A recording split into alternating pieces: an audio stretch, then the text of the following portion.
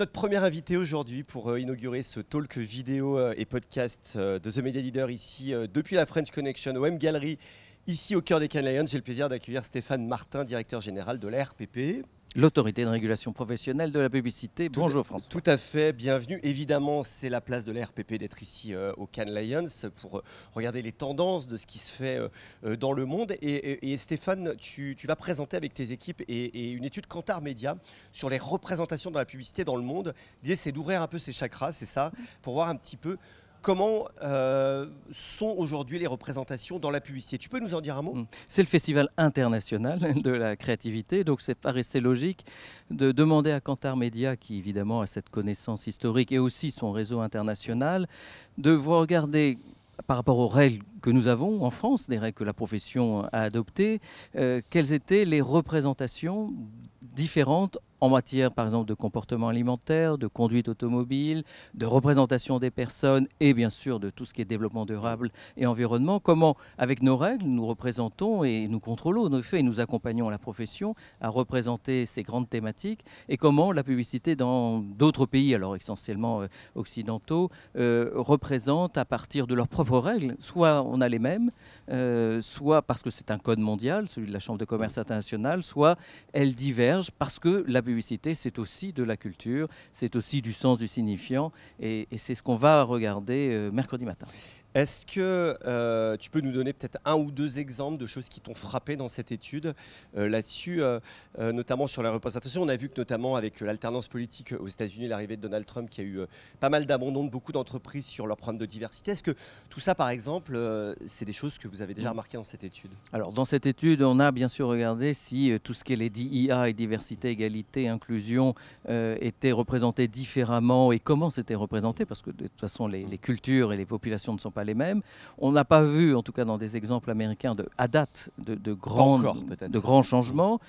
C'est aussi parce que c'est du bon sens de représenter ses consommateurs, au-delà de faire des grandes revendications qu'on avait peut-être moins en France, qui est très anglo-saxonne. Ici même à Cannes, il y avait des grands sujets d'IA pendant des années.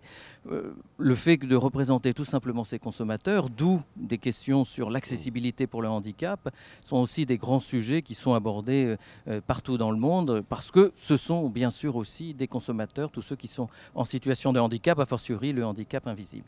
Les mentions légales aussi, c'est un vrai sujet. Quand on a des publicités dans le métro pour la banque, l'assurance, on se dit qu'aujourd'hui en France, est-ce qu'on n'a pas été un peu plus réaliste que le roi? À la radio, n'en parlons pas, où les messages sont plus du tout audibles. Aujourd'hui, on en est où de ces mentions légales? Est-ce que les Français sont excessifs, plus royalistes que le roi par rapport à d'autres pays? Alors on a justement regardé, puisque évidemment nous sommes aussi consommateurs, nous voyons bien que il y a eu une accumulation. Chaque mention à l'origine a sa légitimité, de toute façon qu'on ne va pas questionner, c'est une légitimité politique, souvent issue de lois, mais bien souvent rajoutée par des arrêtés, des décrets. Parfois, l'empilement législatif. Parfois, ce sont des surtranspositions de directives européennes. Ça pose évidemment une première question. Tout simplement, est-ce qu'on n'a pas enlevé ce que la France avait fait, mais on a rajouté ce que l'Europe a ajouté?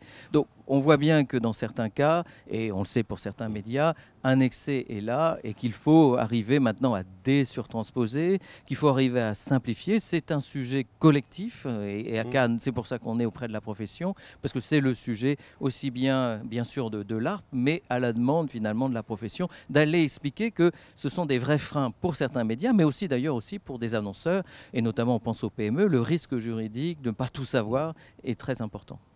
L'intelligence artificielle, une fois de plus, ça va être très important ici pour la créativité, mais aussi dans la simplification d'accès au marché publicitaire. Beaucoup de data tech sont là pour nous vendre leurs IA, toutes révolutionnaires. Dans la publicité, dans la création, est-ce que l'ARP a adapté ses codes pour mettre de l'IA éthique, on va dire, puisque la question va se poser, c'est-à-dire qu'aujourd'hui, l'IA est partout dans la publicité. Est-ce que l'ARP s'est saisi de ce sujet? Alors, même au niveau mondial, puisque la 11e actualisation en 2024 du Code de la Chambre de commerce internationale, auquel évidemment on se réfère, en tient parfaitement compte.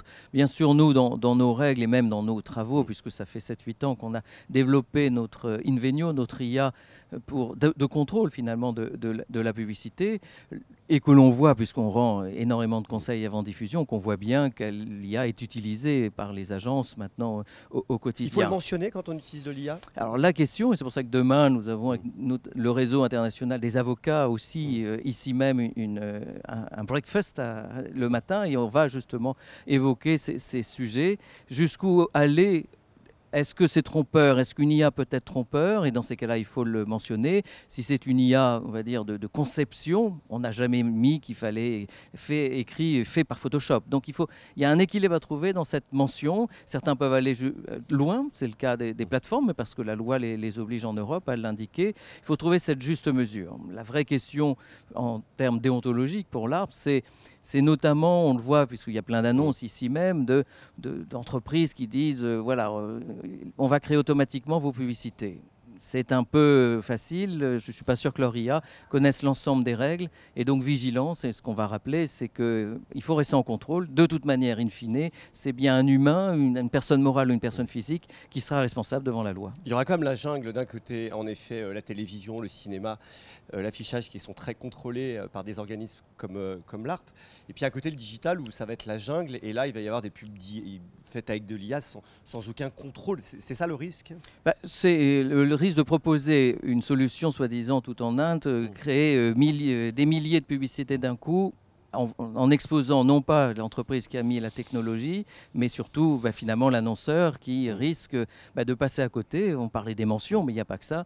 La loi française, elle s'applique quels que soient les supports. Et le numérique, alors les plateformes, les grandes plateformes, on filtre évidemment, mettre en place, mais notre rôle, c'est aussi de penser à l'ensemble du marché, des petites PME qui sont des annonceurs. Et c'est cette longue traîne qui est très importante pour beaucoup de médias qu'il faut aussi accompagner. Alors c'est un peu nos développements informatiques, nos développements de solutions vont porter aussi là-dessus pour au moins créer des alertes quand il y a des risques qui peuvent être de greenwashing d'ailleurs, mais parfois des risques de publicité mensongère, tout simplement parce qu'il manque une mention. Bêtement, vous affichez un prix qui est un prix promotionnel, mais normalement il y a une date de fin. Je dirais que c'est très basique, c'est du code de la consommation en France, mais c'est de la compétence des autorités publiques. Donc voilà, attention à toutes ce nouveau mirage, mais c'est l'avantage d'avoir une autorisation qui fête ses 90 ans, c'est que la technologie, on l'a vu évoluer sans cesse, on a toujours su s'adapter, mais en rappelant qu'il faut être agnostique, les règles s'appliquent à tout le monde, quelle que soit la techno. Voilà, le rôle d'un régulateur de la publicité, et non pas d'un gendarme, on va dire,